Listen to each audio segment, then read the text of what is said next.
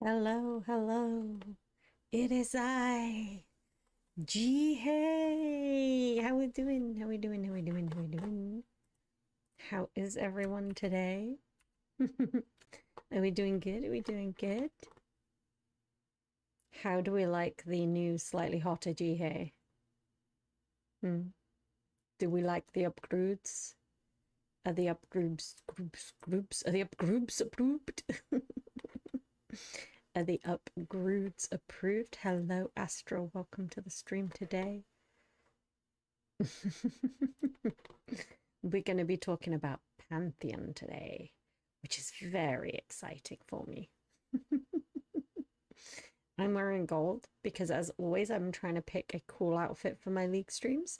And I picked gold because Pantheon is often depicted wearing gold. I'm sorry, it's the best I had. I don't have an armored Jihei. Do you think I should get an armored Jihei? And if I should have an armored Jihei, should she be really armored or should she be like, you know, girl in a fantasy MMO armored? Thank you, Astra. You as well. I'm really enjoying my models, to be honest. It's been really cool seeing the development from day one to where we are now. It's pretty epic. Pretty epoch. Pretty epoch, as Yakety Yak would tell us. So we're going to be getting on with Pantheon in a moment. We're actually just waiting for that sound you can hear in the background, which is my cat destroying things, to be finished. There we go. Yeah, that's what I thought, young lady. She's like, Mum, what do you want about? I wasn't doing nothing. She likes the cardboard boxes from deliveries. I have no idea why, but she loves destroying them. She is being a menace to society, specifically to my society. Gosh darn her. Okay. I guess we should get ourselves going ready for what's going to be coming next. So, is that working? No, nothing is working. Oh, beautiful. That is working. I'm a liar. What's new, her chat? What's new? Let's switch to our cool screen.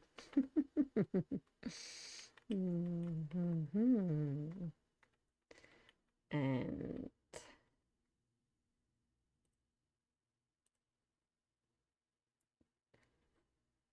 okay, in theory, we have that audio. That's nice. In theory. In theory. We should also probably join the Discord so that if anyone wants to join and talk about Pantheon, if anyone feels passionate about Pantheon, they'll be able to join us. Very important, you see. How would we cope without the community around us? Bam. Okay. Oh.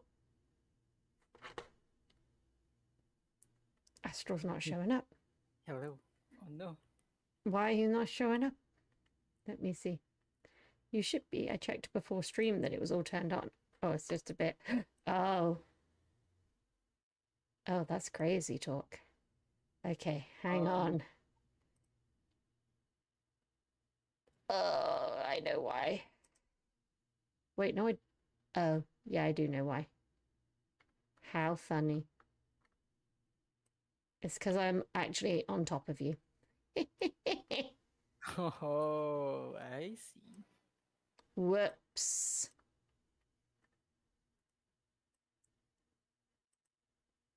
It's because I refreshed G-Hay's model connection because it wasn't working the other day. Right. And I forgot to move my Fugi back on top. There we go. There we go. That's much better. There you go. You look adorable now. Yes. Okay, normally when you say hello, I check your audio. Could you just say hey for me again, Astral, so I can make sure chat can hear you? Hello, hello. Yes, good, perfect, wonderful. Otherwise, I end up talking to myself and people think I'm even crazier than I actually am. And, you know, I'm already pretty crazy, so I don't think we need to make it worse. No need to add the craziness. Yeah, no need to enhance that. All right, chat. So I think we're pretty much ready now. So we're going to talk about Pantheon. Now, Pantheon is from the region of Targon, primarily. There's some overlap with some other champions, but mostly at Targon.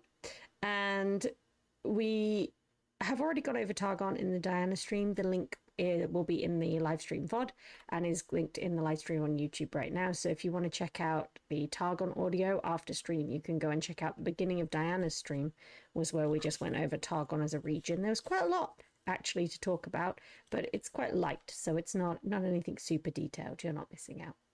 But let's talk about Pantheon. So I actually, again, this is another champion I don't know a lot about. So this one is Pantheon, the unbreakable spear. Now we already know about this bloody spear because we already had Aurelion Sol's story, and Aurelion Sol has made it very clear they do not approve of Pantheon having a spear.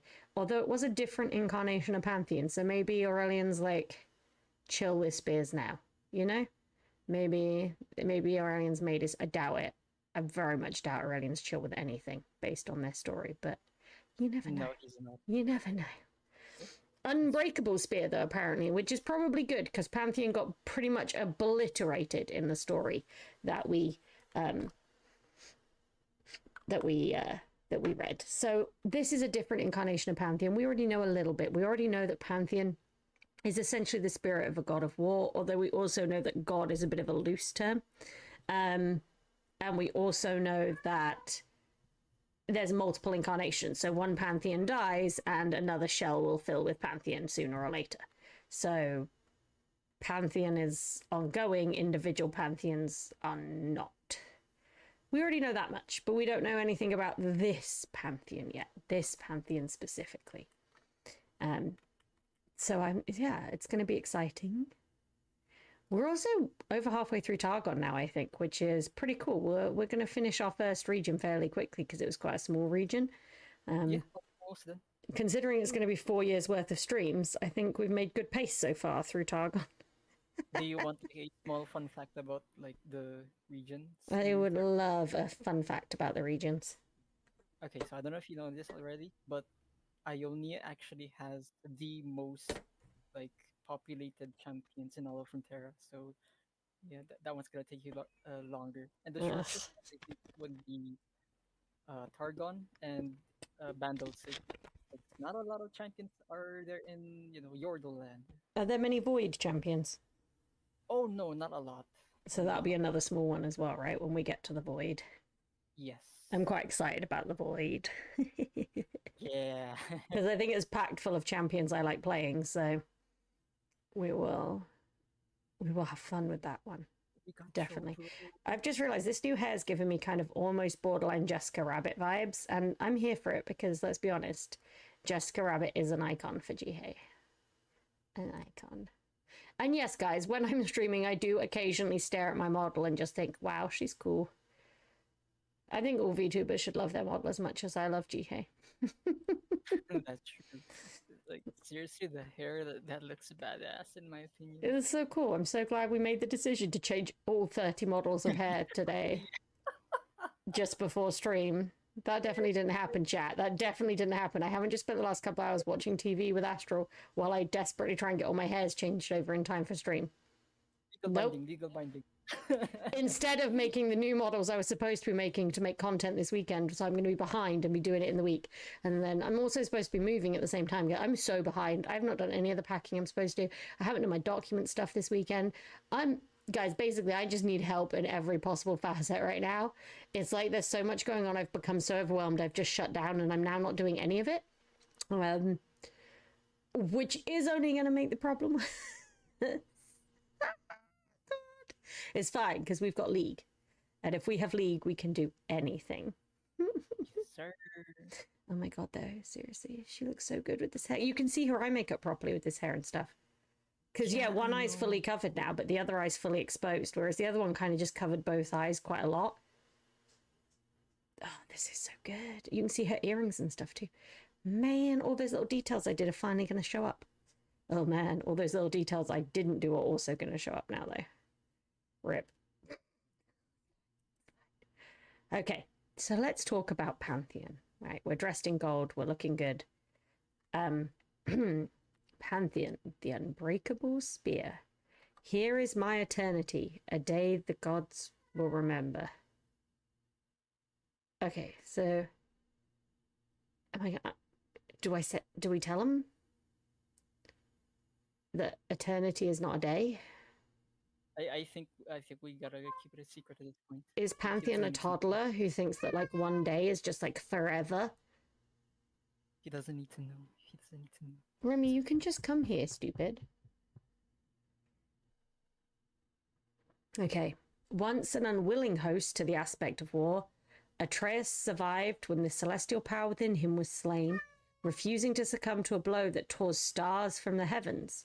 In time, he learned to embrace the power of his own mortality and the stubborn resilience that comes along with it. Atreus now poses the divine as Pantheon reborn, his unbreakable will fueling the fallen aspect's weapons on the field of battle. Okay, this is already interesting. Okay, so I kind of assumed we were going to get just... hang on one moment.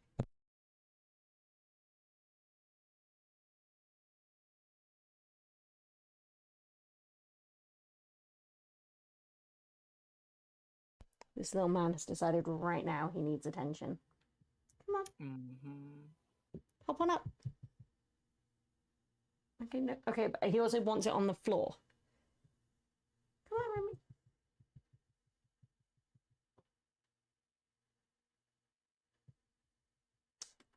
You know what I'm going to do, chat? You know what I'm going to do? Oh, maybe not. I can't. There we go. You want this?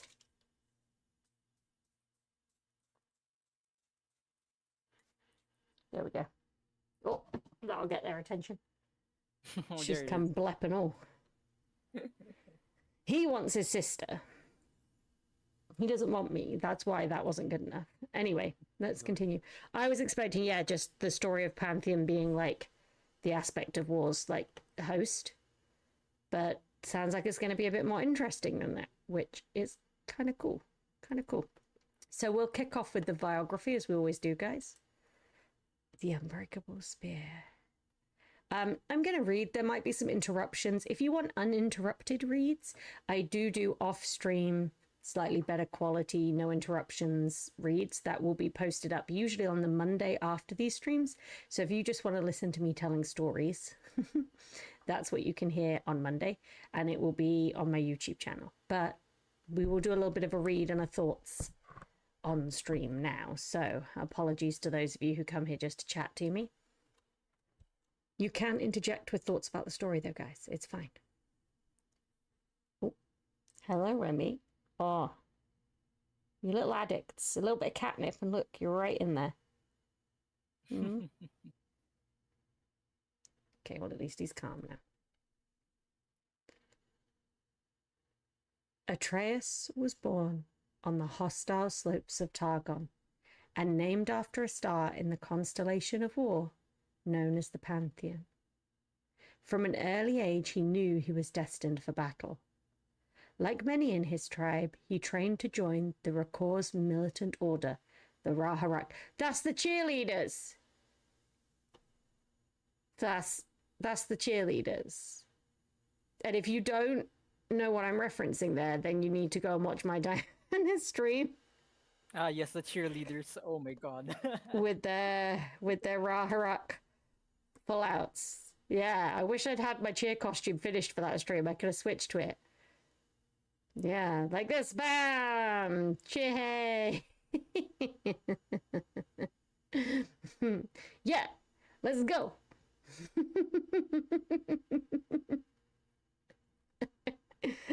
You know they practice those moves over and over and over again. Yeah, there's no other explanation. Okay.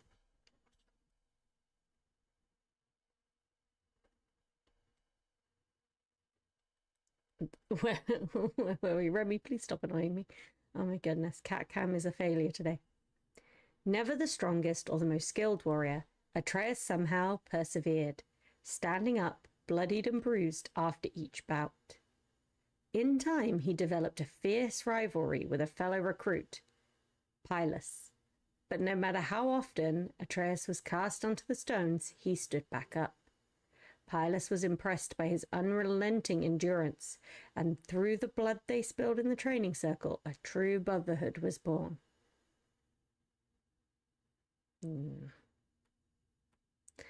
Atreus and Pylus were amongst the Rakor who stumbled across a barbarian incursion, surviving the ambush that left the rest of their patrol dead.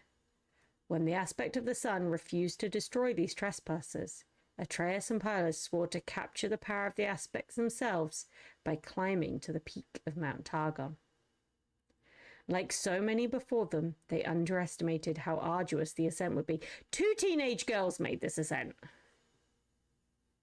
Like, I'm not being funny. They keep talking about how arduous the ascent was. 2 teenage girls, one of whom, by the way, was a nerdy as truck, non-athletic teenage girl,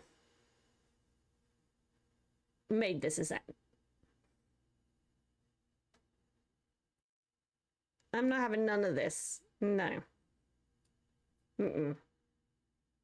Mm-mm. With Pylus shivering, his last upon finally reaching the summit, only Atreus remained as the skies opened, making him host to a divine aspect with the power to take revenge. But it was not a man who returned to the Rakor afterwards, spear and shield gleaming with celestial might.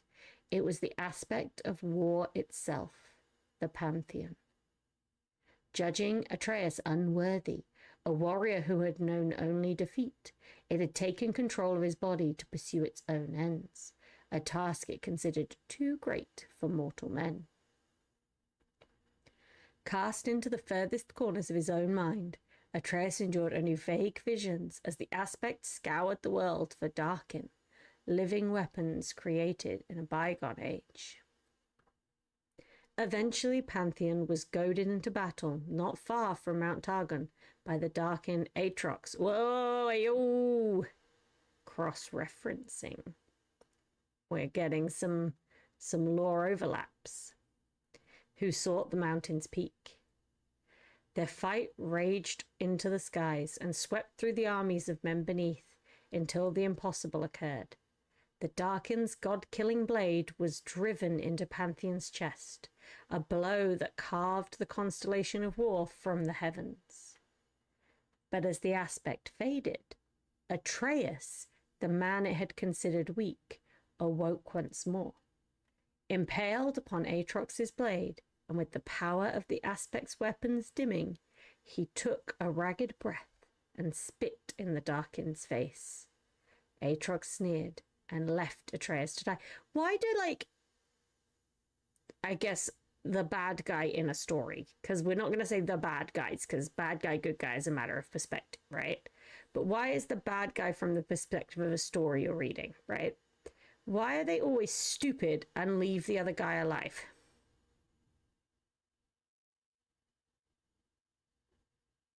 Like, it's like the Terry Pratchett thing where he says, if you're ever held up in a situation like this, pray you meet an evil man, because an evil man will goad, he will gloat, he will want to tell you his plan and his story. If you meet a good man, he'll just kill you with barely a word. What is it, man, with being on the side of the wrong where you just do stupid stuff like this? Kill him. Hours later, as the crows descended, Atreus painfully stood back up, stumbling back to the Rakor in a trail of blood. After a lifetime of defeat, his will to live and his anger at betrayal were enough to stave off the death that had claimed war itself. Atreus recovered on Pylus's homestead, nursed back to health by his friend's widow. Is that an L? I'm not wearing my glasses. Is it Lula? There. Or is that an I? I really can't see. Astral to the rescue. Help. Hold on, NBC. The widow's name. What letters is that?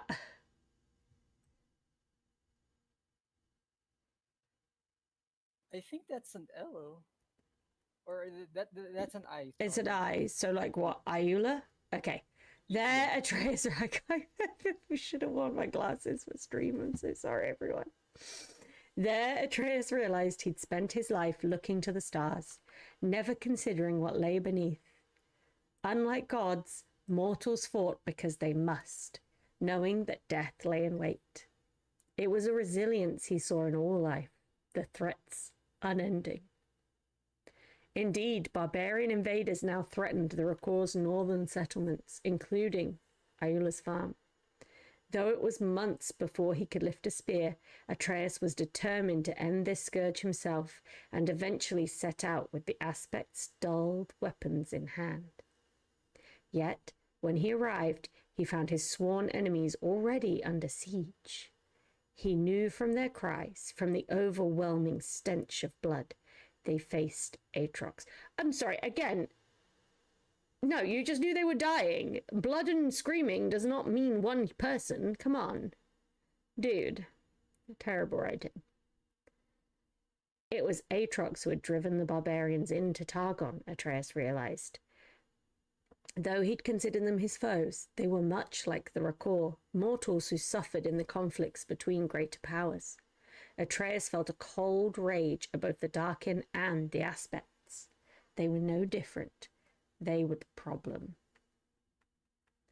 Atreus put himself between the barbarians and Aatrox. Recognizing the battered shield and spear of the fallen Aspect, the Darkin mocked him. What hope had Atreus now, without the Pantheon's power? But even though Aatrox's blows cast him to his knees, Atreus's own will reignited the Aspect's spear upon hearing the cries of the people around him, and with a mighty leap, he struck a blow that severed the Darkin's sword arm. Ooh. Both Blade and Darkin fell to the ground. Only Atreus still stood, and watched his namesake star blaze back to life in the heavens. Though he often yearned to return to Iula's farm, Atreus vowed that day to stand against Aspects, ascended demons, and any who will power so great it can only destroy. Forsaking his own name, he has become a new Pantheon, the Aspect's weapon fueled by the will to fight that can only exist in the face of death. For with the divine Pantheon gone, war must be reborn in man. Ooh, edgy. Edgy. Okay. Edginess aside, pretty cool story. I have thoughts because, you know, I always have thoughts. Thought number one, because, you know, you have to hear them. My main thing with this is the same thing I had with Rise, right? Their issue is the idea that anyone wielding that kind of power, it's the wielding of that kind of power that's the problem, right? So they're saying that the wielding of that kind of power has ripples, it has consequences, it's a problem. And yet somehow their solution to that problem is that they should wield power and that it's different when it's them.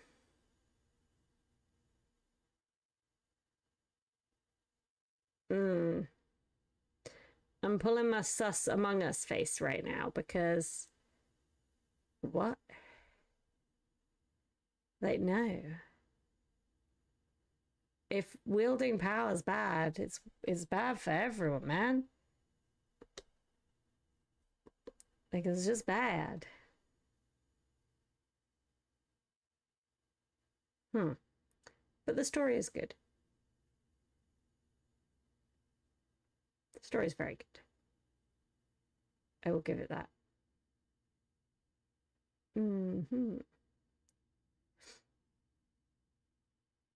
Question for Astral.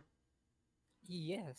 Is Aatrox's chopped off arm relevant to Aatrox's lore?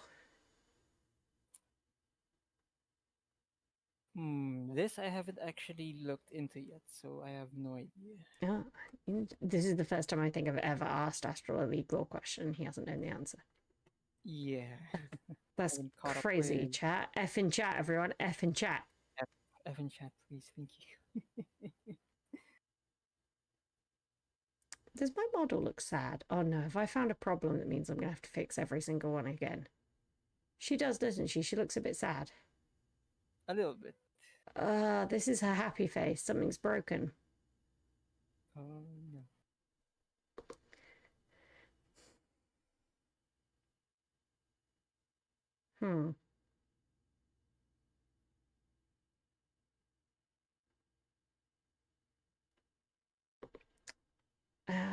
Do I want to fix it after stream? Oh, okay, we'll worry about that after stream. Sorry, chat.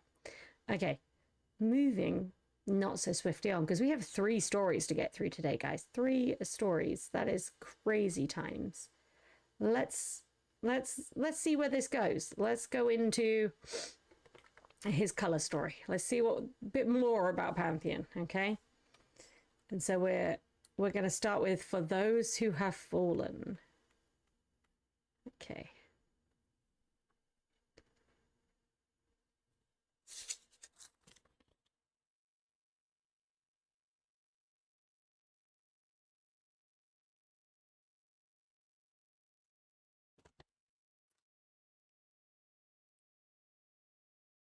Oh my goodness, look at these place names.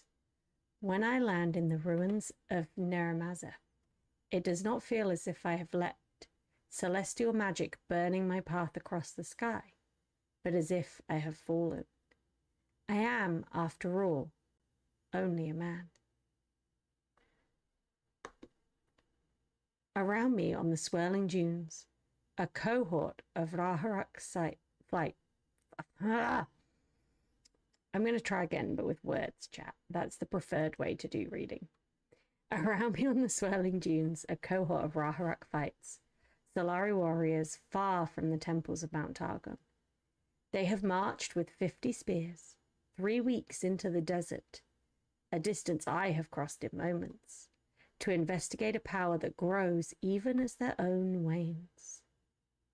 Here, the sun they worship is so constant, it is as if the shadow of the past are still burned into the desert, their outline all that remains of an empire long lost. Buildings now covered in dunes, a sun once meant to raise men into the heavens, now dulled and fallen to earth. Shurima was born and died here. It was in Neramaza that the first ascended were created, meant to defend Shurima against any threat. Those that outlived the empire were driven mad by long centuries of conflict, becoming darkin and laying waste to the world before being contained. But as I well know, some abominations birthed by Shuriman hubris live on. The sound of metal rings in my ear as a spear whips past my helm, then another and another. The ringing rises up into a full battle cry as the Raharak unleash their might. Yet as steel fills the sky, a blast of magic tears through the spear's path, carving a swathe of destruction through the ruins. Once the dust clears, I see it. The reason I have come. A creature looms, burning and broken like the empire it would rule. It is unlike any ascended I have ever seen. A shattered god that has claimed this fallen city and would see it rise again. But once, it too was a man. I will remind it what that means. To draw breath in the face of destruction. I will remind them all. The God Warrior, one of the Raharak cries. We cannot defeat it. Let me show you how a god dies, I bellow in response. That is such a dramatic line. Dude. And I charge towards the creature, raising my spear. It is with their power that the spear glows. The power of the gods, the power of the stars. My muscles strain to bear the strange weight of the magic as the creature unleashes another blast from within its shattered form. The spear is not burned away as the Raharaks were, but instead burns with its own light. It streaks like a comet at the ascended, casting it to the earth, and its blast into the heavens. Before me, only feet from the rent opened by the creature's blast, a Raharak cradles the body of a fallen warrior. Her own arm has been scorched by magic, where she sought to shield him from the attack. You are an aspect, she says, though in her eyes I can see the desperation. She is pleading, begging me to say yes so that I can save her, so that I can save her friend. All around, the Raharak lines are broken along with their will to fight. I do not answer, as the spear is called back to my hand by the magic she so craves. Its return an echo of my own thrust. The Ascended has left no blood upon its tip, only sand. It possesses no flesh other than magic and stone. I want to tell her my name, that I am Atreus, that I too was once a Raharak looking to the skies for power to save me. But that man is dead. He died on Targon's peak, along with his brother, Pylus, slain by the Pantheon and by his own failures. And no matter how hard I try, I can bring neither Atreus nor Pylus back. Even the god is gone, its constellation torn from the heavens. Instead, I turn to face the creature once more. You must fight, I tell the Raharak simply. You all must. Around us, the ruined city burns, and the Ascended's magic refuses to fade.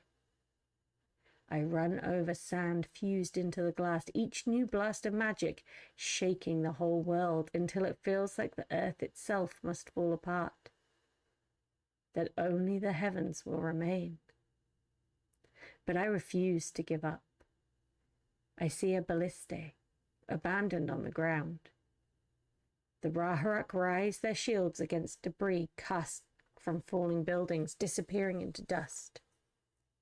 Fight! You must fight! I yell louder, my voice carrying more of the god's authority than I would like. And then I am upon it, my spear slashing into the Ascended, cutting across the broken stone it boasts instead of a face. This close, its blasts crush into my shield, pushing me backwards. I slash again, my spear trailing magic, and again I raise my shield only just in time to deflect the Ascended's wrath. My feet dig into the dirt. I struggle to hold the beast at bay as the magic beats into me with the Ascended's will, made only stronger by cruelty and rage. I push against it, snarling, and power lances off of the shield wildly in every direction, cutting through the ruins, the sky, and through the Raharak still cowering beneath both. My hands begin to shake. And it is not to the warriors, but to myself that I growl against lungs gasping for breath. Fight. The creature's eyes narrow. It knows. The earth beneath me can no longer hold. My strength can no longer hold. As I fall back to earth, the magic in my spear dies, and the helm clatters from my coughing face. I spit blood into the dirt and struggle to raise my head, but all I can see of Naramazeth is that one Raharak warrior framed by smoke and chaos as she looks back at me. Into eyes only now revealed, and for the first time sees something other than an aspect. The man who cradled Pylus as snow formed from his dying breath. I wonder if she recognizes the stars and my destiny tattooed upon my chest, the scar that cuts through them. It is no longer pleading that shows in her eyes as I see the light grow on her face, the creature gathering power for one more blast. Though her arm is ruined, and though her friend lies still, she picks up her shield and begins stumbling towards me, as inevitable and determined as death. What is your name? I cough through ragged breaths, and still the light grows brighter. Asose, she says firmly as she stands beside me and turns her shield to face the blast.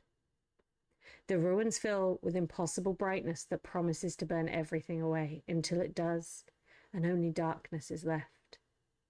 There is no more power, no more aspect. Where Asose once stood, there is nothing, only my memory. But still I can feel my scar throbbing with pain, reminding me I am alive and of every moment that brought me here. My brother in arms, Pylus, telling me to stop getting blood on his victory. The barbarian raid, each of us near death, collapsing upon Targon's pinnacle. The darkened blade cutting through death to awaken me again.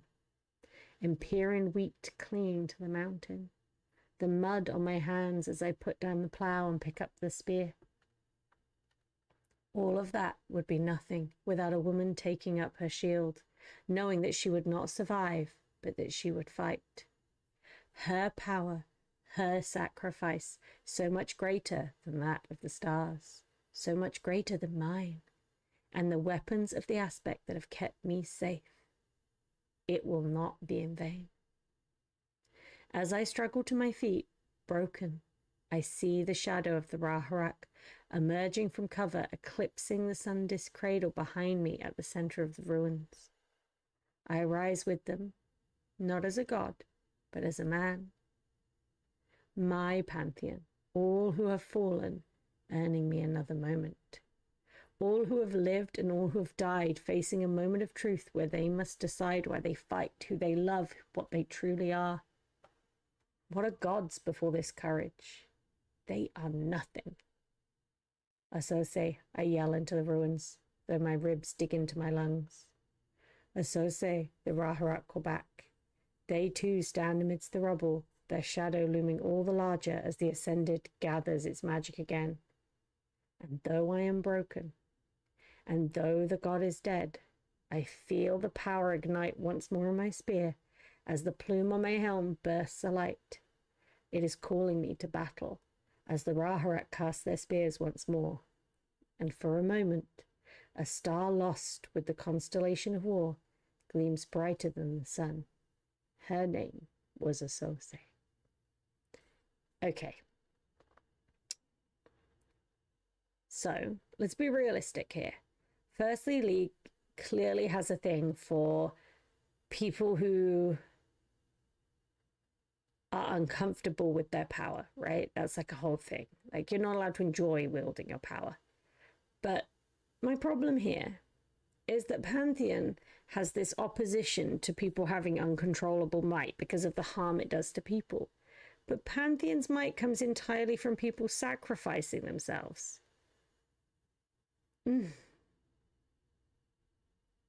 mean, I guess we could delve into an idea it's of a deeper irony that this is actually a worse person than the people he hates, but I don't actually think that's what's going on here. I think this is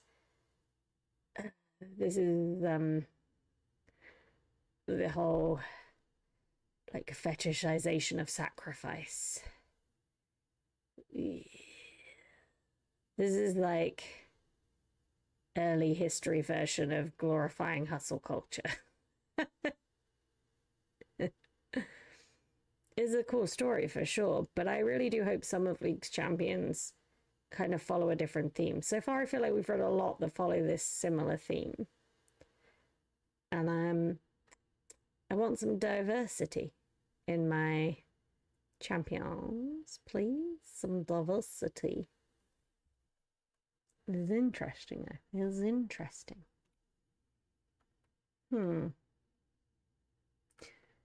I like how we're already, though, starting to get to the point where there's so much interconnectedness to events. Like, we've got the sun disk. We've got the Ascendeds, like in some of Rise's stuff. We've got Shurima, like in some of Rise's stuff. There's quite a lot, like, building up here. Quite a lot coming along for us that we maybe wouldn't have been expecting. You have the munchies? You got good munchies? You got good food there, Astral? Mm-hmm. Delicious. I'm jealous. I'm hungry. I don't know how I feel about Pantheon. Kind of a bit mess so far. I think I wouldn't feel meh if this wasn't feeling a lot like the pattern for how League writes champions. You know? Like, I feel like it would be okay if this was the first story I'm reading, but like, yeah, we get it. We get it. Power bad unless it's your power good, even though your power is way more destructive than the powers you're angry at. Oh, it's gonna be different in other regions. Okay, good. Because this is like weird, man. Like Aphelios, right? Aphelios, power bad, except my power good, even though my power is torturing me and my sister. As what? What? Don't get it, man. Don't get it.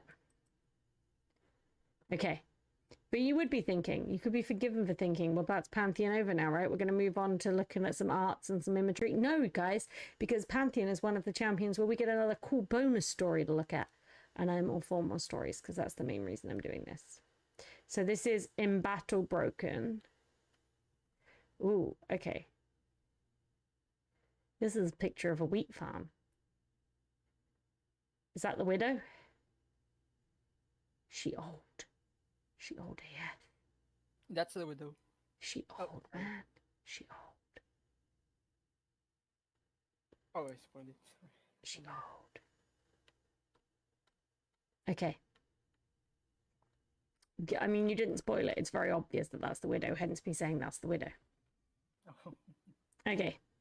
You ready, guys? You sitting comfortably. Do you also all have your munchies? We may take an ad break in the middle of this story because there's just no good way to break up our break today. Okay. In Battle Broken. To assume the aspects act in the interests of Targon or its people is folly of the highest order. Oh, that's a classic fantasy intro line. When the first Rakor climbed the great mountain, they did so to bring themselves closer to their holy sun, the divine source of all light and majesty in this world. But when they reached the summit, they found strange, otherworldly beings waiting there for them. Not gods. There are no gods on the mountain nor above it. The aspects have never claimed this, and the Rakor have never considered them as such. In spite of all their heavenly power, they had descended from the firmament of the celestial realm, yet were still unable to cross over into Runeterra unaided. And this was something for which they would be willing to bargain most dearly. Enough to use our own worst natures against us. Enough to betray the golden sun itself. To this day, the aspects strive to manipulate a world that is not theirs for reasons we cannot fully comprehend on a timescale that mocks even the grandest of mortal ambitions. However, we can be certain that their motivations are not human, and their capacity for cruelty and deception is unmatched in all existence. From Tribe of the Last Sun, by the Hierarch Malgurza of Helia. Some of these names, man. Weary from the day's labours, Ayula wiped her stiff hands upon her apron and raised a cup to the mantle. Here's to you, my love, she whispered before bringing it to her lips. A flood of sweetness, warmth, the last rays of an autumnal sunset. She measured the taste for a moment, letting it sit on her palate, breathing out slowly through her nose. Then she looked down into her drink and gently swirled the golden liquid around. How is it? Hannah asked, as she heaved the farmhouse door closed behind her. Ayula shrugged. It's fine. Maybe it will age into something better. The younger woman set down 2 large sacks of grain on the floor beside the kitchen table and poured a cup for herself. Ayula watched her sniff it and take a long swig. Then Hannah coughed and blinked hard, twice. A third time. You can really taste the smoke, she managed. Is mead always like this? Ayula smiled, running her fingers through the bunches of herbs hanging from the roof beams. No, not always. Depends on what you put it in. For traditional Medu, I hoped the hedge sage would come through a little stronger. Maybe next time we'll use more and fresh, not dried. Are we still taking it to market, though? Will it be ready by then? It's fine. We can back sweeten each jar with a little more honey before I seal them. Hannah finished her cup with only the slightest hint of a grimace before setting it down. I think I saw one last honeycomb in the storehouse, she said. I'll bring it in. There's no rush. I'm not doing it tonight. Need to start on the sourdough before bed. It's no trouble, Hannah insisted. I'll go now, before I get this young man his supper. Little Thomas was still seated at the table, swinging his bare feet back and forth. Even though the day had been long, his eyes were still keen and very much fixed on the drink in Ayula's hand. Can I have some? He asked, the moment Hannah was gone. Ayula made a slow turning of the face with him, with an expression of mock confusion. You mean this lovely stew that Hannah has made for us all? She said, gesturing to the fireplace with her cup. Thomas shook his head. No, the Medu. Well, I don't think that's a good idea, is it? She replied, stepping over the bench to sit next to him. Her knees and elbows creaked as she went, but her knees and elbows always creaked, so she had given up remarking on it years ago. Relatable. Hotly relatable content right there. She tapped the large glass jar next to him. What about your fine batch of sun tea, eh? Wouldn't you rather have some of that? We spent all day on it, and you've been very helpful. I've been looking forward to trying it. Thomas wrinkled his nose. I don't like sun tea anymore. Well, that's not true. It's a very special drink for a young Rakor. It fills you up from top to toe with blessings of the sun. Don't you want that? The boy went very quiet and still. His eyes sank to the tabletop. Then why do you put your drink in the dark? He murmured plaintively. Does it mean it's bad? Ayula was suddenly worried she had gone too far. Oh no, she chuckled, putting her arm around him. It's not bad at all. My dear husband taught me how to make mead when we were first married. It needs to sit in the dark for a while to, Thank you for the follow. Oh my goodness. It scared me. Thank you so much for the follow. Sorry today's a little bit less of an interactive stream.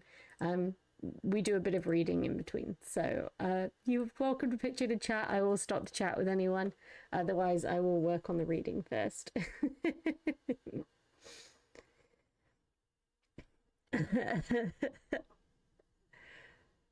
Then she gave up trying to explain fermentation to a 4-year-old and playfully poked his nose.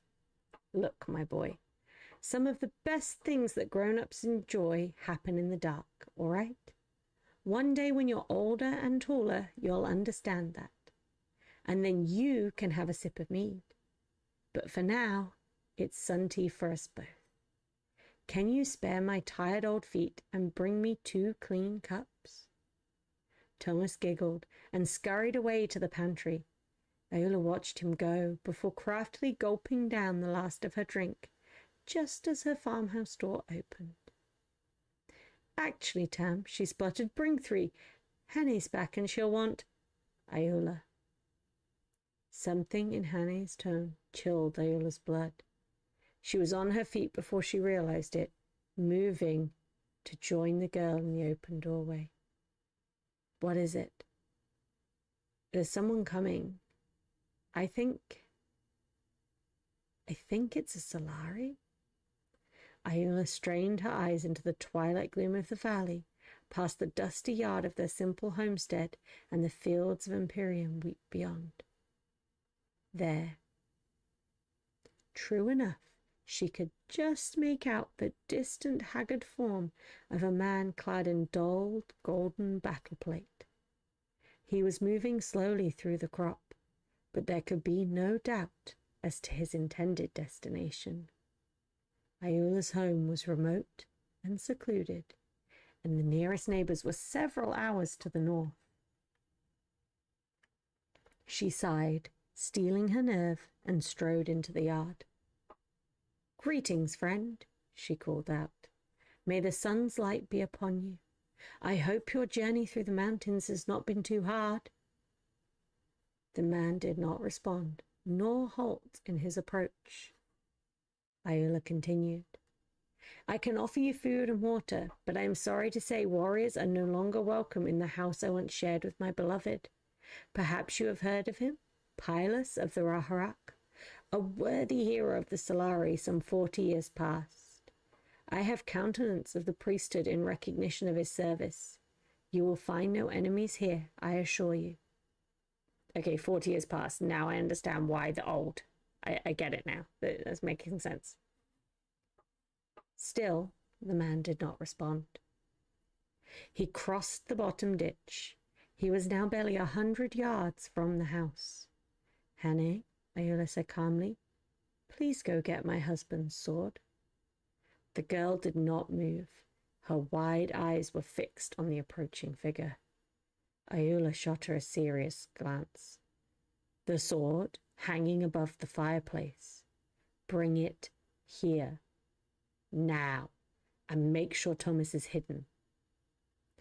There was something curious about this warrior. As he drew closer, she could see that his deep blue cloak was ragged and stained from battle, and his shield hung limply at his side. His spear, the haft pitted and bent, dragged in the dirt behind him as though it might be a beggar king's plough. Iola took a step back. She did not know why the man had come, but if he meant the three of them harm, she would be ready to fight back. Hannah tumbled out of the house with the sheathed sword clutched to her chest, letting out a whimper when she saw the warrior heave himself onto the path that ran between the yard and the fields. He stumbled, and Iola noticed that his left sandal was flapping loosely from his bloodied foot. Her heartbeat thundered in her ears. "Atreus?" The warrior stopped at the sound of his own name. The spear slipped from his grasp, and then he was falling. Though neither of them consciously intended it, Iola and Hannah both lunged forward in a vain attempt to catch him. Some instinctive mortal reaction to seeing true divinity humbled and laid low. But of course they could not. Atreus, once known as Pantheon and the aspect of war, crashed face first into the flagstones, his helm seeming to ring like a cracked temple bell as it rolled away into the dusk. Ooh. Okay, this is probably a good point for us to pause for the break. I do need to have a little bathroom break as always, and we will be back afterwards and we will continue this story. So please do take this time to go and grab a drink or whatever you need to do. My ads will run during it so that you don't miss anything, don't panic. And then, yeah, come back in a few minutes and we'll be ready to go.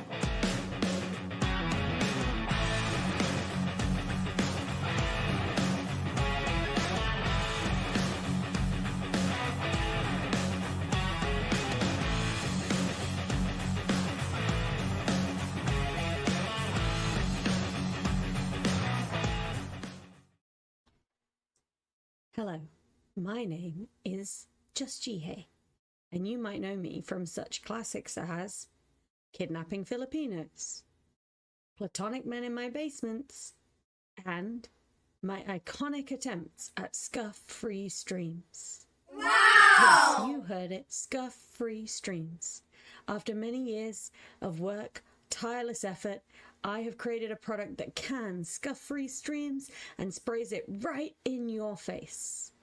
So if you are fed up of scuffed streams, chatters saying such things as, "Have you tried turning it off and on again? Your mic is muted. Your mic is muted.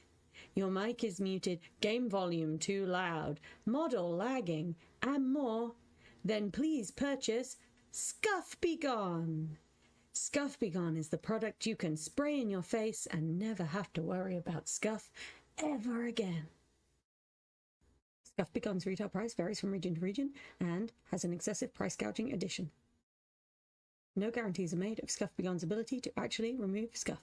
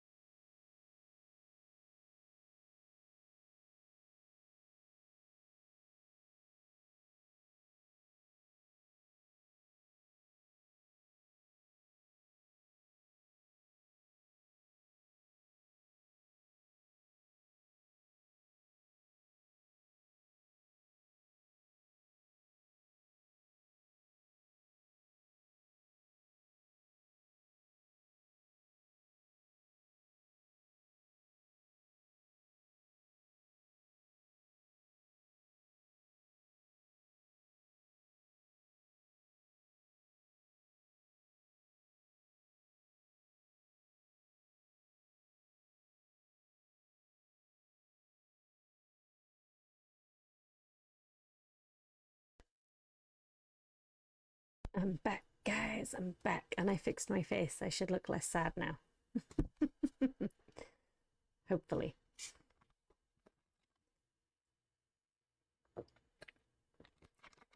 Cat cam is playing up a little bit.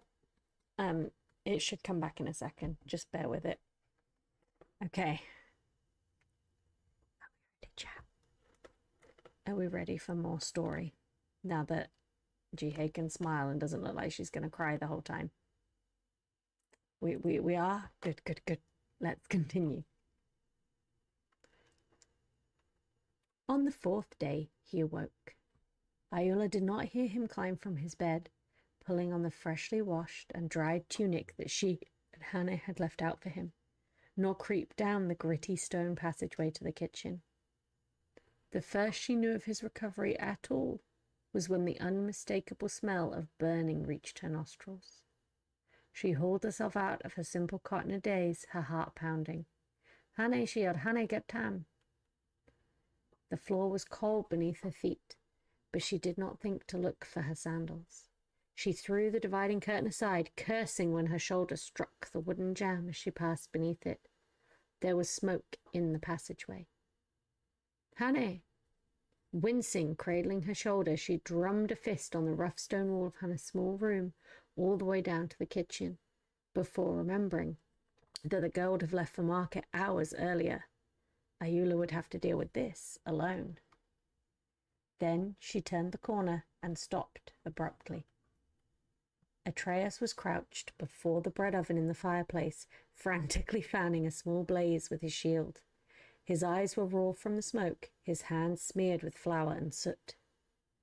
He looked over his shoulder at Ayula. Forgive me, he choked. I don't know what I... She let out a cry of exasperation and grabbed a flagon of water from the pantry. Get out of the way, you big oaf. Steam billowed from the oven as the fire was quenched. Ayula coughed and wheezed, dropping the flagon so she could cover her mouth and nose with her night smock. She glared at the warriors standing sheepishly in the middle of the room. What are you waiting for? Get the damn door open, she snapped at him, even as she hobbled over to the window and pushed the shutters outwards. The morning sun streamed into the gloom, becoming almost solid bars of light in the haze. Atreus opened the door, then thought for a moment, and started moving it back and forth to waft fresher air inside. Ayula shot him a withering glare, before lowering herself to her knees in front of the oven to inspect the damage. Well, that's the whole batch ruined, she muttered, gingerly plucking one of the sodden, blackened loaves from the mess. The stone base groaned and ticked as it cooled, with a slurry of ashes and water splattering down onto the floor beneath the open grate. And the fire's dead too. Took me a whole day to get it up to the right heat, you know. She jabbed a thumb over her shoulder in Atreus's direction. I told you last time you were here, you will never be a baker. Just give up. He continued to waft with the door, as if it were the most important task in the world. The girl, he murmured, she asked me to mind the bread before she left. Ayula got back to her feet with some effort. You spoke to Hannah? Atreus nodded. He looked around for something to prop the door open, before shrugging and using his shield. Even when he stood again, she noted he would not look her in the eye, and kept his gaze on the floor between them. And she could not quite shake the sense that he looked somehow lesser than she remembered. Diminished, perhaps? In the past, he had always radiated a kind of sunborn defiance, stubborn defiance, one that reassured his allies and unsettled those who might seek to oppose him. That was gone now. He ran his fingers through his beard, apparently trying to find a specific combination of words that he wanted to speak. I wanted to find a way to repay you, Ayula, for all your many kindnesses to me over the years. She scoffed. Well, we'll have to find something outside the kitchen, won't we? Maybe I'll let you till the fields before I sow again next season. Not even you can set mud on fire. At least, I hope not. Maybe I'm wrong. A glimmer of a smile crossed his features, but it was only a glimmer. Then his gaze darted past her to the passageway. Iola looked to see Thomas standing there, peering around the corner, gripping the edge of the wall with his little fingers. She smoothed out her smock and beckoned to him. "Come here, Tam, come and say hello. This is the man we've been helping. His name is Atreus. We've been friends for a long time, a very long time, although you wouldn't know it from looking at him, eh?" The boy did not move, and neither did Atreus. Sighing, she trudged over and scooped Thomas up, letting him lean into her bruised shoulder as she carried him into the kitchen. "He's a little afraid of you, I think. You're the first soldier he's seen since—" The words died on her lips. She smiled down at the boy and blew an affectionate raspberry into his hair. "Well, he's an orphan. These past few years have not been kind to the folk of the high valleys." Atreus looked from Iola to Thomas and back again. "He is not yours?" Iola laughed. "Are you being serious? I'm never quite sure with you." Atreus's eyes fell to the floor again. I don't. "No, Atreus. I can tell you this very young boy is not my son. And before you ask, no, Hannah is not my daughter either. I'm 68 years old, and I know I look it, so don't try to flatter me into forgiving you for the burned bread either. I know you don't seem to age, but the rest of us mortals bloody well do." Then she looked at the warrior standing before her, a man she had known almost all her life, and saw something she had never seen before. His eyes were brimming with tears. He was trembling. She made to take a step toward him, but Thomas squirmed uncomfortably in her arms at the prospect, and she lowered him to the floor instead. "Go on, young man, back to your room. I'll bring you some breakfast shortly." In spite of her reassuring smile, the boy still edged out of the kitchen most warily. Iola turned back to Atreus, who had stooped to pick up the flagon. "You've been gone so long," she said, reaching out to place a reassuring hand on his arm. "I was beginning to wonder." Atreus reacted to her touch as though struck by summer lightning. "Get away from me," he bellowed, recoiling with such force that he crashed over the low wooden bench and split his forehead on the corner of the table. Iola started away, almost losing her balance as well. Atreus covered his face with one hand and tried to regain both his footing and his composure. He backed into the space behind the open door and brought his knees up like a wall between him and the rest of the world. "Don't touch me, don't touch me, don't touch me," he repeated again and again under his breath. It had pained her to see him physically broken, but Iola knew that the wounds that he must recently have suffered ran far deeper than flesh, and that hurt her more than anything else she could imagine. She folded her arms tightly across her chest, sobbing gently, grasping the fabric of her smock, and sank down to sit opposite him on the floor. This is really sad. This is a much better story. I like this story a lot. They sat there for some time. Iola said nothing for a goodly while, watching the sunlight through the window move slowly across the grey tiles, and not thinking about the rheumatic ache in her joints or the chill in her toes. Eventually, when Atreus seemed to have calmed enough to let his head sink a little, she wiped her eyes with her sleeves and cleared her throat. "What happened to you, old friend?" she asked. "I don't know. I don't really remember." "What do you remember? Do you recall the last time you were here? The last time we saw each other?" He frowned a little. "I think so. How long ago was it?" 6 years, Atreus. I haven't seen you in 6 years. Her words seemed to hang in the air longer than she had intended. She watched him attempt to process them in light of whatever it was he wanted to tell her. I think I went back to the peak he murmured. I think I climbed the mountain again? Ayula's eyes widened, but I know it shouldn't be possible, and yet there it is. It was beyond anything she had ever considered. Certainly there were legends that predated even the empire of Shurima, of climbers who reached the summit of Mount Targon and yet were claimed by no aspect, who then managed against all odds to make their way back down and return to their people, whether in shame or triumph, and it was often unclear in the telling, and usually considered nothing more than a fanciful allegory.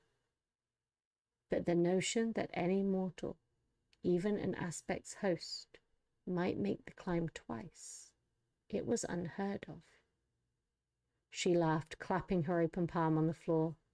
My old friend, she beamed. If ever someone was going to rewrite the rules of the world, it would be you. Atreus shook his head, and Ayula felt all levity fade. No, he replied, it wasn't me. Then who? Viego. Dun, dun, dun. Well, that's quite the turnip for the books. Even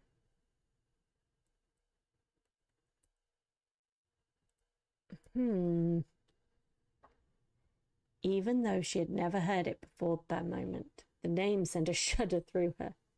She did not like to think that words or names could have power over the living. Maybe it was simply the way Atreus had spoken it, his gaze haunted and thin.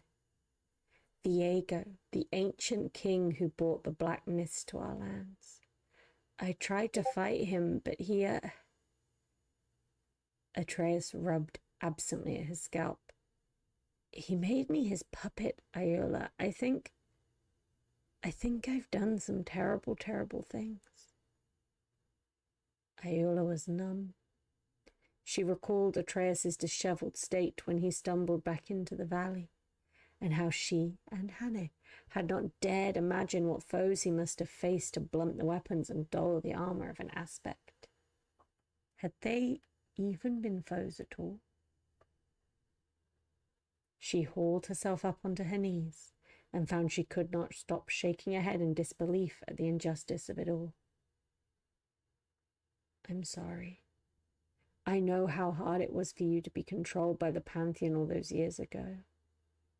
This must have been...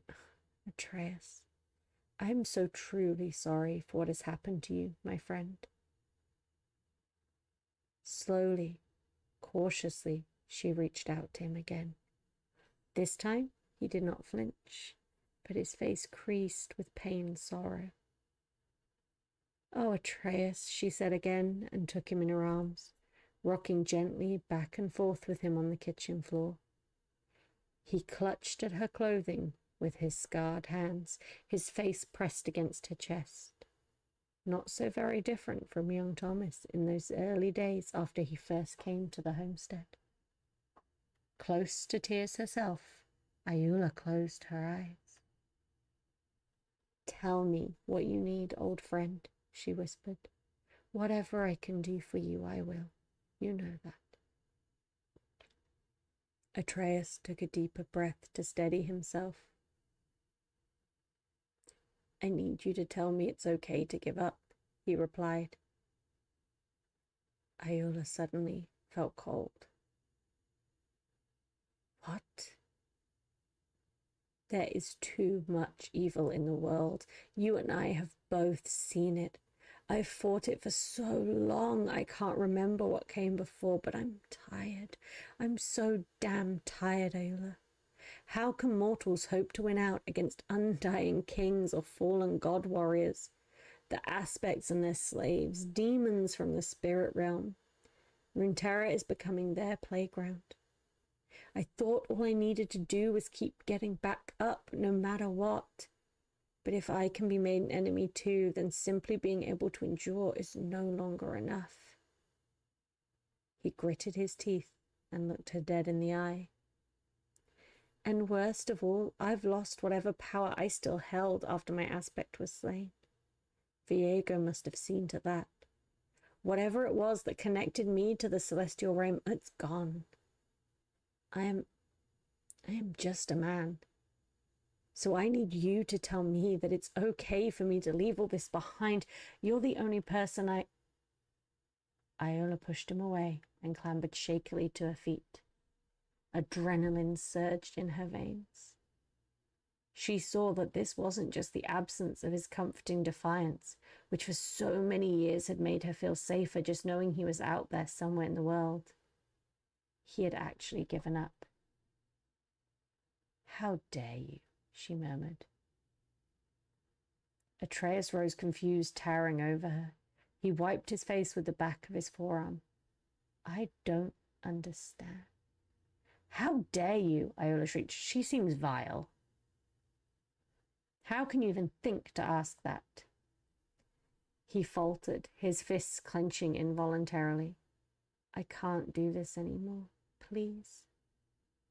A sour taste rose in the back of her throat. Her anger was so fierce, so hot, that she couldn't feel the floor beneath her feet anymore. "Damn you," she spat. "Damn you, coward. How dare you say that to me? She's vile." "Oh, I don't like her at all. She deserves to be a widow." "Iola, please listen to..." She slapped him hard across the face, and again. He did not try to defend himself, but only stared down at her, dumbfounded, his cheek reddening quickly. Iola could not weep. She was too enraged. "He loved you, Atreus. Pylus loved you more than any brother. He was my husband, but he went with you up that accursed mountain, even though I begged him not to. He was mine, and you lost him up there. No, your husband was a grown-ass man. Like, he made his choice to go up that goddamn mountain because of what happened in that battle. Woman, you a bitch."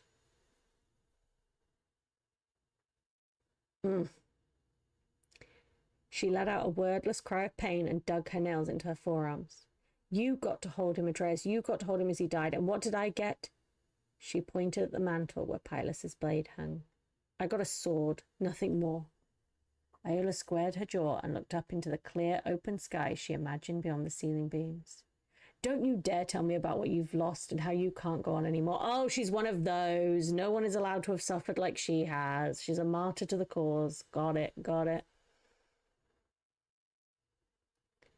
"You don't get to retire. You don't have that option. This isn't about you. It never has been. I helped you because that's what Pylus would have wanted. He'd have wanted you to be this much of a heinous bitch? I don't think so. I even tried to become a soldier and follow you on the battlefield after he was gone. He died for you so you could become something greater than any Raharak. No, he didn't. He died for himself. He was hoping to get something from the aspect. Greater than any mortal. They didn't climb that mountain thinking Atreus was going to get it. He thought he was. He was a hero." Atreus shook his head. "But I'm not." Exasperated, she stomped to the fireplace and snatched down the blade, wrenching it from its sheath and pressing it to Atreus' heart in one sweeping motion. "Then we don't need you." Wow. Wow. Well, you've got shriveled up ovaries and haven't borne any children. Maybe we don't need you, love. We may as well just let the aspects have their war and let that be the end of everything. Gosh, she's disgusting. The tip of the sun-tempered steel parted the threads of his tunics and drew a trickle of blood from his breast. He looked down at the small crimson spots slowly spreading across the fabric. Okay, you know how I said I liked this story more? It was showing some complexity. And now we're back to the stupid martyrdom of sacrifice, where somehow sacrificing more than everyone else is the biggest thing you can do. Ugh. I'm over it now. They've circled back round to the same cliche. Then he looked back to Iola. "What war?" he asked, his voice sounding weak. She tightened her grip on the sword, realizing only then that she did not know how she expected this to end. "The Solari, Atreus. They see heresy everywhere, and they're not just killing anyone they suspect of being a lunary, but anyone suspected of harboring them too." Unable to take a hand off the hilt, she nodded instead toward the open passageway. Thomas's entire settlement. The Raharak butchered them. This is what happens when the aspects cloak themselves in mortal superstition. Your former brethren have been driven into darkness by the blinding light of their new savior. Something like recognition flicked across Atreus's features, as if he was trying to recall a fading dream. And the aspect of the moon? Of course, she has not yet stepped forward to lead the lunary. How much worse will it get once she does? Ayula hissed. You swore that you would stand against them, Atreus, that you would not let this world's fate be decided by such inhuman monsters, even when they choose to do nothing. I am sorry for what happened to you. I truly am. She doesn't seem it, does she? She kind of seems a bit selfish here. He's just a dude now. He got like 0 power. He's been tortured by 2 much more powerful beings than him. He's got 0 power. He was never a powerful man in the first place. Woman, you've got a sword. You get fighting. Come on, little old lady. Stop sitting there and whining and expecting someone else to save you. Pathetic. Do not like it. But I cannot let you break your oath. Not now. Why? He's just a dude. Atreus slowly, deliberately closed the fingers of his right hand around the sword blade. Killing either the aspect of the sun or moon will not end the conflict in Targon, just as the death of war did not lead to eternal peace. He has such a point. It's not the aspects. It's human nature. Aspects are just monopolizing on it. They'll find another way to kill each other. Shut up. Stop trying to justify what you want and do what you know you should. Okay, but you're trying to justify what you want. Stupid old lady. That little boy was absolutely terrified of you when you arrived, and yet he wanted to wear your helm and pick up your spear from the moment he saw them. If you won't act now, then that's the only future he has, growing up to fight and die like too many recalled before him. She forced so much conviction in her voice as she could muster. You need to get back up, Atreus. I didn't want to be a widowed farmer. You ever thought maybe your husband wanted to go up that mountain because he was hoping you would die and he wouldn't have to be married to you anymore? I'm kind of thinking that's what I'd have done.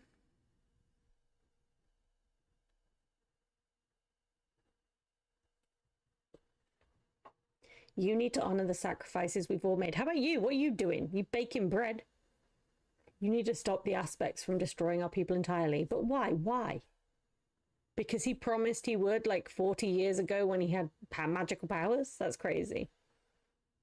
Atreus gripped Ayula's leading hand, gently urging her to drive the blade onward, his expression resolute. I can't, he whispered, his voice cracking. I'm not strong enough. That was it.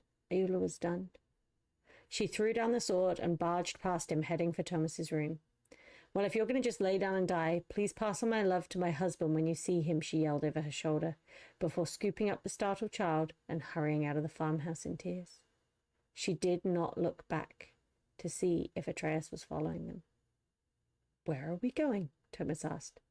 Ayula winced as her bare feet were cut raw on the stony path, but did not slow her pace. We're going to cut some more firewood, my boy, she managed to smile. We're going to bake bread again today. When they returned, Atreus was gone. Ayula ignored the handwritten note that had been carefully placed beside Pylus's sheathed sword on the kitchen table and went to close the door. Telling herself she was merely looking for Hannah on her way back from the market, she scanned the distant trackways that led up and out of the valley, but saw no sign of anyone. She took a deep breath to calm herself, letting it out slowly as she walked back to the fireplace and knelt before the cold oven with a grunt of discomfort. Then, without reading it, she balled up the note and stuffed it into the grate and began to hum an old song from her youth as she stacked fresh kindling on top. She genuinely hoped that this would not be the last time she saw her old friend, that he would find a way out of the shadows for all their sakes, by whatever path he had chosen. But until then, she would sharpen her husband's blade and prepare to meet whatever was still to come. Okay, so she was absolutely shitty to a person who needed her for no reason other than she's angry her husband died because her husband was a fucking idiot. I'm sorry. She's a terrible person. Am I supposed to feel bad for her? Am I supposed to see her as heroic? Like, what am I supposed to see here? Maybe it's the tism, but she seems like a really awful human. Like, I would have, like, if I were here, send him back, tell him to slit her throat. She does not seem like she should be raising a child.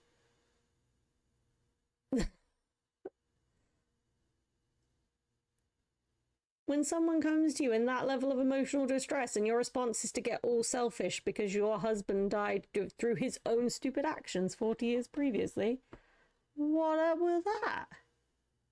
Yeah, no, I'm really unimpressed now. The first half of the story felt like they were actually going to do something interesting, and then the second half was back to the same old, same old. Oh yes, martyrdom.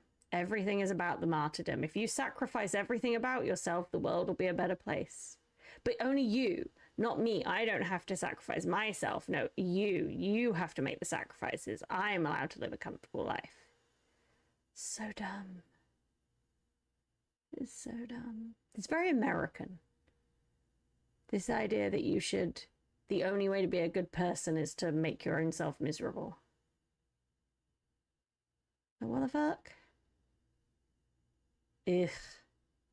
Alright, we're going to move on from that story because it has left a bitter taste in my mouth, guys. A bitter taste. But please do, if you're watching this as a VOD, please, like, tell me, what is it that I'm not feeling about her? Like, clearly we're supposed to like her, right? But I do not like her. Like, no, no, no, no. Okay, let's see if we've got audio this time. Yeah, we do. I don't know why the audio didn't work on the recording last time. Let's see. Okay, we have a cinematic to watch. Hopefully the cinematic will be epic and cool and won't have any miserable old bitches who are just still angry that their husbands are dead. They're soldier husbands, I might add, in a time of war. Come on. Be angry at the aspect for killing him. Be angry at the mountain he tried to climb. Be angry at him for trying to do something so foolish.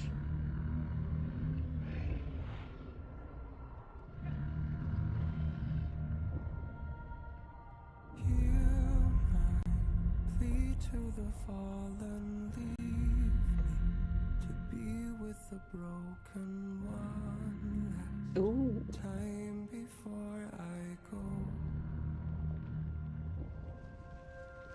Hold the last burning ember. This is quite cool. Rise up to the call for the glory and the The detail is incredible, yeah.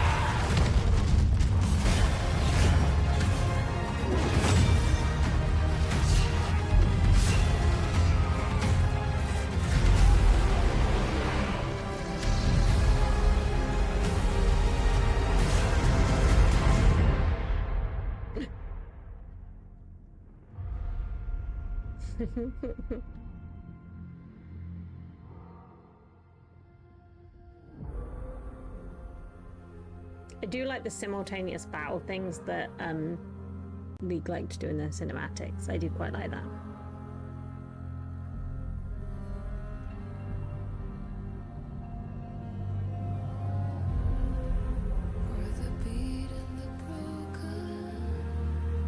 for the lost and forsaken. Let us never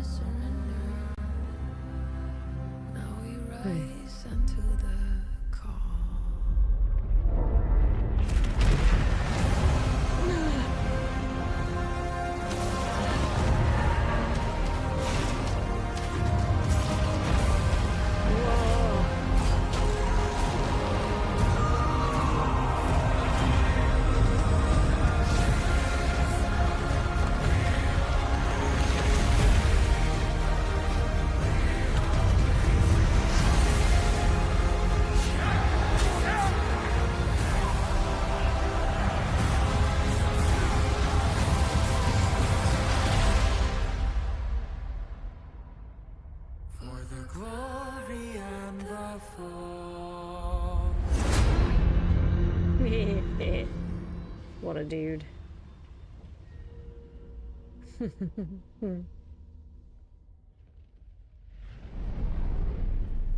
Okay, that was mad cool. That was very cool. I would say though, I'm completely right. Half those champions there think that only they should be in wielding power because people wielding power is bad and causing scars on the world, and they can see how the world has been scarred by all these epic battles from Sorcerer's Past, etc. But somehow they all believe that their power is the exception, and that their power is actually for good, and that everyone else's is for evil.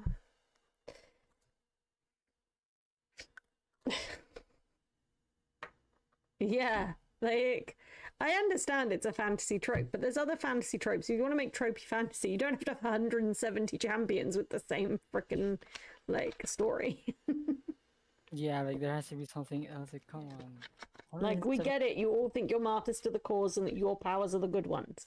Like, Leona versus Pantheon is the funniest fight ever, because they both think that everyone else's power is evil, but their power is good. Also, that widow, I am ready to throw hands with her, Astral. That was an obnoxious story. Same. What the hell? Like, oh, sorry, we had a character showing some depth. She had to fix that. Oh no, people might think our characters are well-rounded individuals. Quick, let's move on. Oh, Okay. no. All right, guys, I am going to move us a bit on because honestly, there was a lot of stories and I'm sleepy now, but the cinematic was good. The cinematic's got me back on track. I'm in a good vibe now, and you know it's skins time. I want your skin time. Pantheon. Oh, he has a lot of good skins. I feel like it's not going to be my vibe though. You know me. I like my e-boys and my pretty girls. Oh yeah, he's not one of those. And he's not going to be either of them things, is he? He's not going to be a Hui. I saw that video. He had way too much body hair. Yeah. Chat, in case you aren't aware, I have like a really gross thing about body hair on me, on anyone. Like, I'm just weird about it. It's a texture thing. You know how like some people, you know how some people find even thinking about the texture of velvet sets their teeth on edge? Yeah, yeah. Well, I have the same thing, but for excessive body hair. Like normal body hair, like fine, cool. But like, no, not for me. Give me my twinks. By the way, chat, I just want to clarify with you all. Victor's not a twink, he's too old. Like, you guys need to learn what your LGBT community slang means before you all start talking like drag queens, who aren't even making up their own slang. They steal most of it from black women anyway. Yeah. Like, you all need to stop stealing stolen slang, if you don't know what it means. Stop calling Victor a twink. He's not a twink, he's just a skinny dude. I think in Arcane in season 2, he should be around like his late 20s. Yeah, he looks 30s. I'm telling you, man, he looks more haggard than me, and I'm well in my 30s, son. I mean, you try to possess the power of the void for yourself. I could totally do it. All of these stories, if GK was in them, it'd be game over for these champions. For a start, I would have slit that widow's throat. She wouldn't have been harping on at me anymore. That kid would have had a real reason to fear warriors. You would pretty much like destroy the entire celestial line. Yeah, you got me. Let's take a look at these skins. Default skin is fine. Default skin's fine. Very Greek warrior-y, which is Pantheon's kind of origin story inspiration, so cool. I'm okay with it. Behind that skin, or that default one. What? You can see another champion behind Pantheon. Oh yeah. Okay. Moving on. Myrmidon? This one. Okay, this is cool. This I can be on board with. I love me a bit of fire. It's one of those like mythology based skins for Pantheon. Yeah, that's cool. I like that one. This is very cool. 10 out of 10. Would buy if I was ever going to play Pantheon. I'm never going to play Pantheon, guys. Ruthless Pantheon. Okay, so let's see. This is not ruthless, right? Apparently this is ruthless. Oh, he's gone all... Okay, no, I have a problem with this. Spot what my problem with this is. I have many problems with this. That's that's one of the Vandal skins. Why is he carrying ammunition when he's got a spear? Oh god, you can say the same for Vi. This is like the scene in Pearl Harbor, right? There's a scene in the movie Pearl Harbor, which is a terrible movie, but Kate Beckinsale. So you could just like watch one of the edits of her scenes. Because, you know, Kate Beckinsale in a nurse's outfit. But the movie itself is awful. But anyway, there's a scene in the movie where the Japanese planes are overhead, right? And someone points up at them and they're turning back and someone's like, they've got no ordnance, they must be going home, right? Which obviously we know is not what happened at Pearl Harbor, like spoiler alert. But at that point, and that's what they think is going to happen. But the problem is they said no ordnance, but if you look at the planes they're pointing at, they very clearly still have ordnance attached to them. Like, it's such a dumb movie mistake. That's what's happening here. It's the exact same movie mistake. Okay, I don't like the skin. Also, what is going on here with the barbarian style? I mean, I know I keep saying we should equalize the scantily clad, like, armors. Like, it's okay if you want women to be scantily clad, that's cool, but let's make men it too. But can they not look? No, I'm done. We're moving on. I don't like it. That's the end of it. Okay, we'll get another mythology one because this is Perseus. He's a bit of a dick. This is the guy who killed Medusa.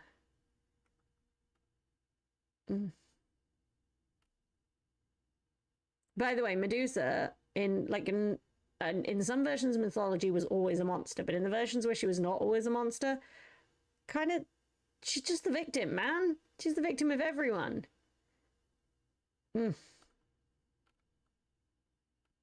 It's a cool skin, though. Is a cool skin. I'll give them that. I like the spear design for this skin. The color's pretty. Full Metal Pantheon. Ooh, okay. Okay. I see the vision. Yeah, it's one of his more cooler skins. He's got a cool helmet. I don't have to see more of his flesh than I want to. It's not bad. It's not bad. It's an 8 out of 10 skin. I will say, though, Pantheon skins currently have to compete with distracting me from how hot I find my own model. And so every time I look at my screen, I can see my model. And I'm like, okay, but are you hotter than Jihei? And the answer is Pantheon, no, not yet, not yet. We got some left, though. We got some left, guys. You never know. Oh, I gotta go get ready for my things. All right, off you go. Okay, baby. Delay warrior.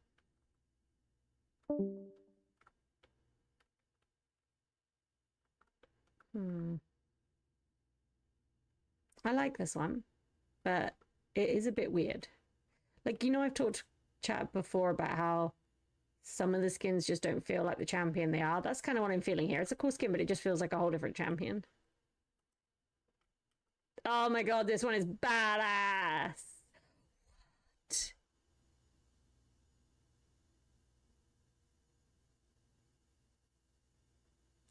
Come on, chat. Okay, this is almost enough to make me want to play Pantheon. If I had this skin, I would play Pantheon. That is, I think, what would take for me to play Pantheon is having this skin. What the heck? Okay, we like this one. 10 out of 10. Premium awesomeness. Look at it. The details on the horns. The armor detailing and texturing. I love this one. I think we're starting to get onto memey ones next. There's so many skins compared to much cooler champions.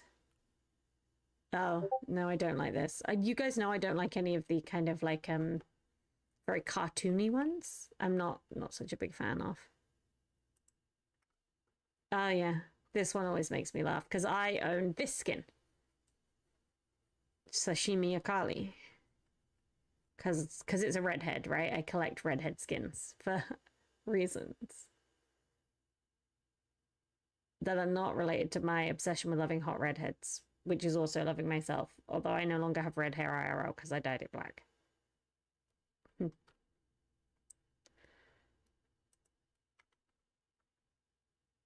Don't like Pulse Fire. See, it's in the modern-y one. I'm not a big fan of the modern-y ones either.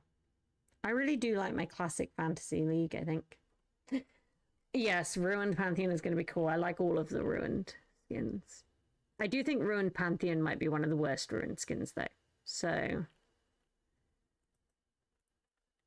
we've talked about Prestiges before. Most of the Prestige skins, they just added a lot of gold glitter to them and went, job done. Oh, I do like the Ashen skins too, so it's not really a surprise. I think this is kind of cool. It does feel, again, like we're entering the territory of is it still Pantheon, though? It's cool, though. It's cool.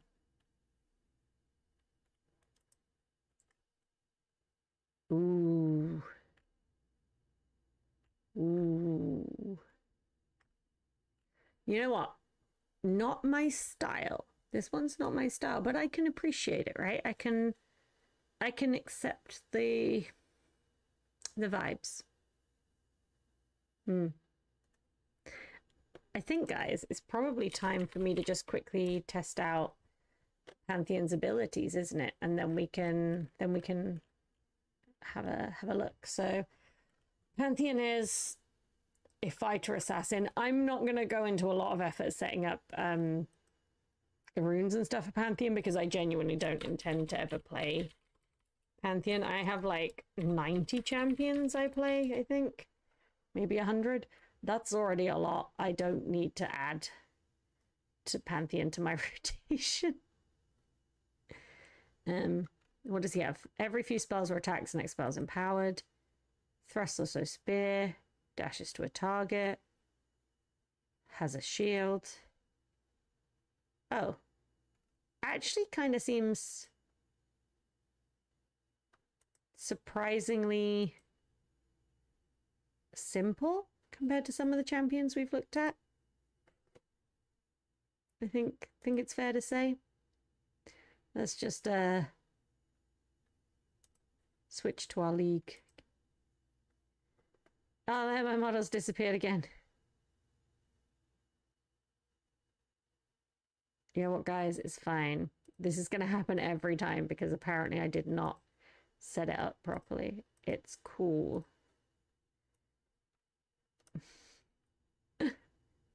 It's fine. Once I've done it all once, I won't have to do it again. It's just because we had to fix that issue we had before. So that you guys could see Jihei in all her gorgeous glory.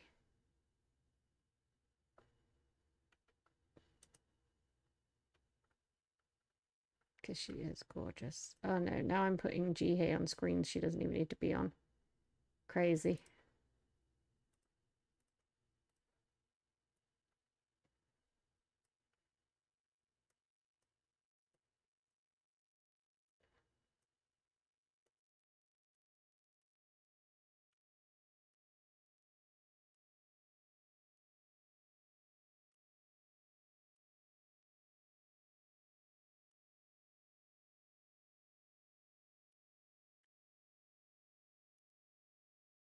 Oh no, I've accidentally put it underneath the screen.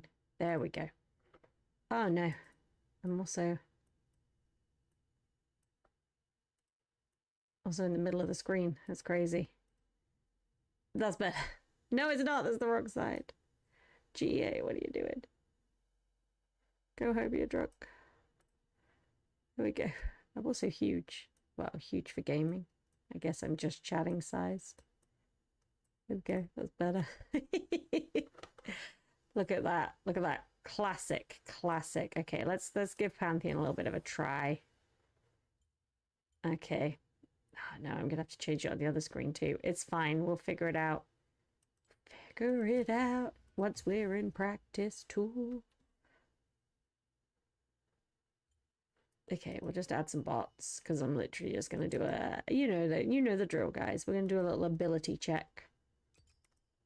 Watch me having said I'll never play Pantheon. Watch me like enjoy Pantheon or something, and this becomes my Pantheon arc, and we all have to deal with that.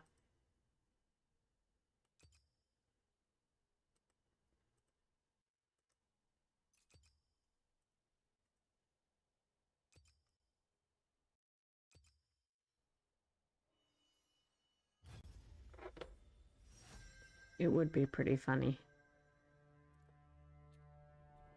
Okay. Ignore that I'm not actually putting in correct loadouts or anything. It doesn't matter. We're playing in practice still, my guys.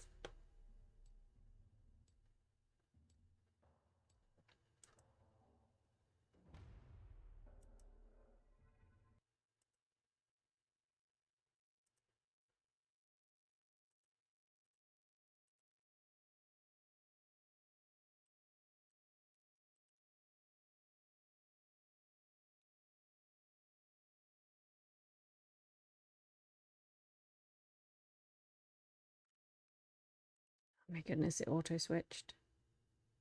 That is problematic.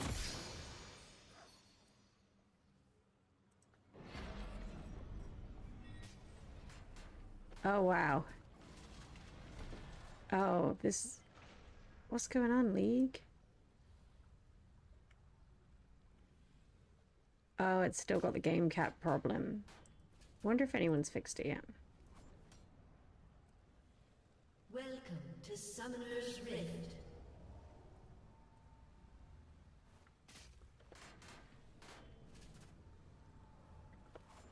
Seconds until minions spawn. Nope. It does not look like it's been fixed yet. Okay. Well, for now then.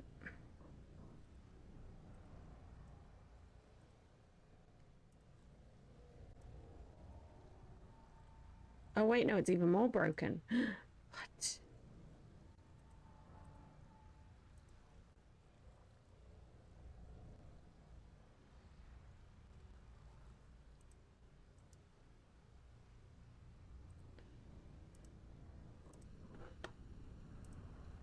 How crazy. That's crazy. Okay, well, it's working now, so we can do this.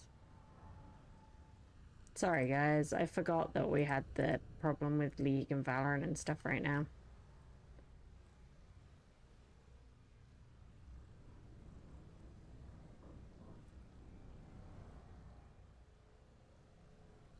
Hopefully it gets fixed soon and we can go back to our normal operational behaviors.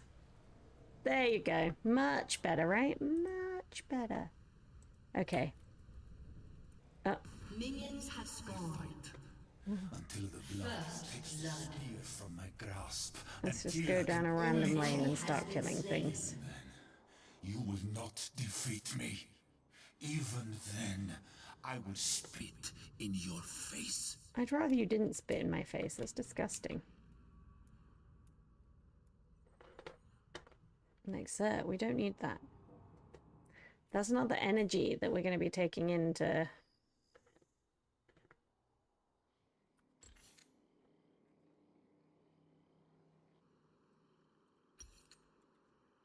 taking into the year.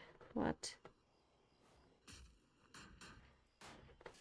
This man be wild. An ally has been slain.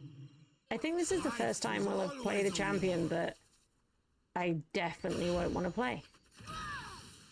Face me. He's gross. I should have done the leveling up. You know what, we're going to go back and we're going to do that so I can just whack out his abilities.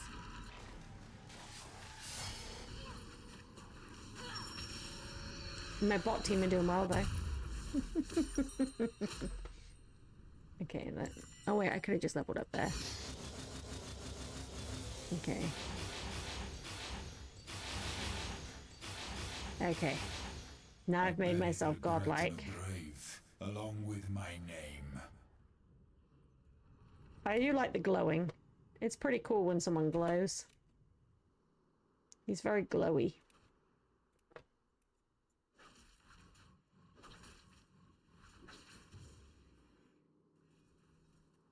Killing spree. Good job, Lucian bot. Do not give up. Okay. Nice little spear slash. Ooh.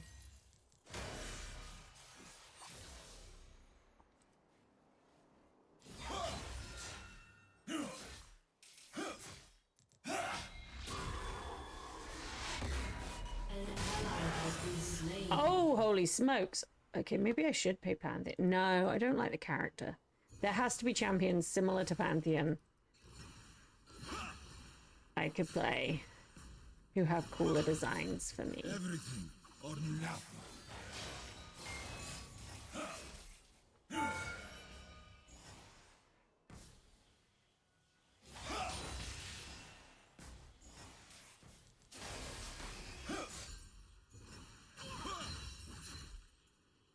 Willpower sets my spear alight. This is pretty cool. Pretty cool, pretty cool. Alright, guys. You know what time it is though, right? An enemy has been slain. Yeah? You know what time it is? We have finished talking about Pantheon. I will be recording the audio stories, so I will be reading my Pantheon story. Oh, angry face. Crazy. There we go. I will be reading my Pantheon stories in time for Monday. So on Monday, we will be able to listen to some lovely bedtime readings from Jihei. So please do check out my YouTube channel. That's where you can find lots of me reading things, actually. I do way too much reading content, I would guess, because I like reading little stories for you. I like being able to be you guys' bedtime story. But for tonight, if you are still awake, if your bedtime has not come to you, I am going to be sending you over to Glitched Astral, who's going to be doing some cool streaming tonight. It was part of his now streaming 4 days a week. So you get more Astral. I'll be in chat so we can hang out together and chill, as I do like to do. Have a good night, everyone.